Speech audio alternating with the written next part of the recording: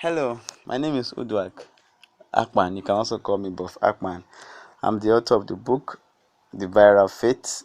Want us to look at a topic tonight, motivation by fear. As a matter of fact, we are going to be looking at the series in motivation.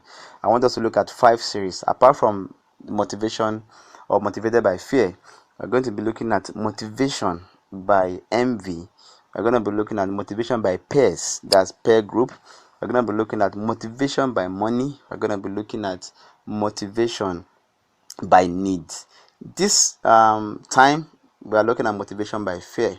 Again, what is motivation? Motivation is what makes you do what you do. Motivation is what makes you, why you marry that woman, why you pick up that job, why you are where you are today.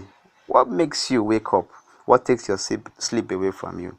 The last time I stumbled on the news about Trump influencing the change on the USA immigration law, and I heard a whole lot of people saying it affected Nigeria. What that inevitably means is the fact that what am I going to do? I plan to relocate to the US, or I plan to travel to the US, or I plan to go and give back in the US.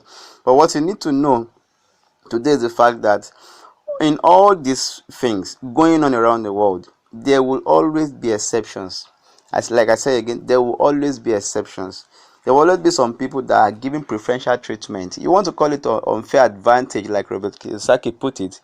But what would you say? Why don't you put the question I want to ask? Why didn't you put yourself where you will be part of those people that will have this preferential treatment, or that will have this unfair advantage? If you are a value carrier, even the president of a nation will come and welcome you at the airport. There will always be exceptions to cases or policies. The policies can only affect those that have decided to remain in the group of the generals. I'm not talking about the generals in there, I'm talking about ordinary people.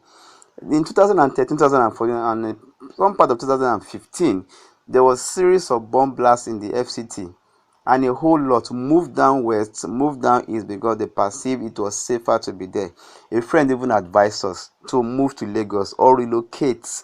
But in a few months time, Ebola came around Lagos. So if we had moved to Lagos because we were scared of dying or bomb blast or something like that, then where would have been our next location? Wait on him to say, why don't you move to the US? Why don't you move to Canada? Why don't you move to England? Why don't you move to Portugal? Why don't you move to Finland? The point is, fear has sent a whole lot of individuals to their early graves. Fear has displaced a whole lot of people. The 911 took a whole lot of destinies, displaced a whole lot of destiny, because after the incident, people started moving out from the US because they believed US was their next, was the target of the enemies. Now, there is nothing wrong in moving, don't get me wrong, but the point is, why are you moving? What triggered the decision to move? That's where you get to know if it's actually fear that has been leading you all the while, or it's actually faith. Did God ask you to? I have heard where God asked people to leave their jobs and go sell groundnut, and to confirm that God spoke to them, they bought a private jet doing that. I have heard God telling people to move where people are running away from. Only one thing will single you out from the general people: where your eyes are. Are they on faith? Are they on fear?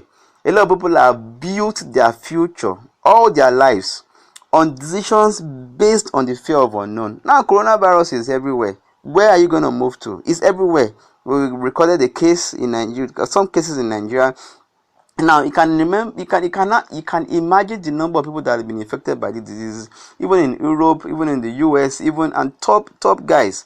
So the point is, you're gonna say, I'm not going to move to this particular place because there's coronavirus. Your head cannot figure out where is safe. Where is safe is in God. And one thing is, when there is fear, or wherever there is fear, God can never be present. And if God is not present, you can never get fulfillment doing what fear tells you to do.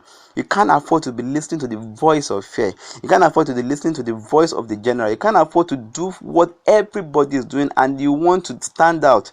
It's not possible.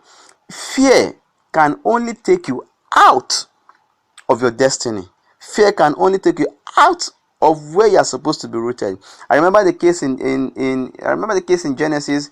Isaac wanted to live where he was, and God showed up and God told him, stay in the land. Even in famine, how did he survive? But he obeyed. And Bible recorded that he sowed in the land and got an 100-fold in that same land. If he had moved, probably he would have taken himself out of where God has placed him. And the same thing, a lot of people have left jobs they are supposed to still be on because of the voice of fear. A lot of people have left locations where they are supposed to be because of the voice of fear. A lot of people have moved to places because of the voice of fear. A lot of people have moved because people are saying, no, you have to. Now, the voice of fear can be the voice of your mom. The voice of fear can be the voice of your wife. The voice of fear can be the voice of your dad. The voice of fear can be the voice of the news. The voice of fear can be the voice of the economy. The voice of fear can be the voice of friends. The voice of fear can be the voice of the weather. What you need to do is to begin to pick out the voice of God in everything that happens. Let faith lead you. When faith leads you, you are going to definitely get fulfillment. If you like this post, if you like this video, please don't forget to push the like button. Please don't forget to share. You might actually help somebody out, and somebody might remain in God's purpose for his or her life, or find fulfillment if they just listen to this. Thank you very much, and God bless you real good.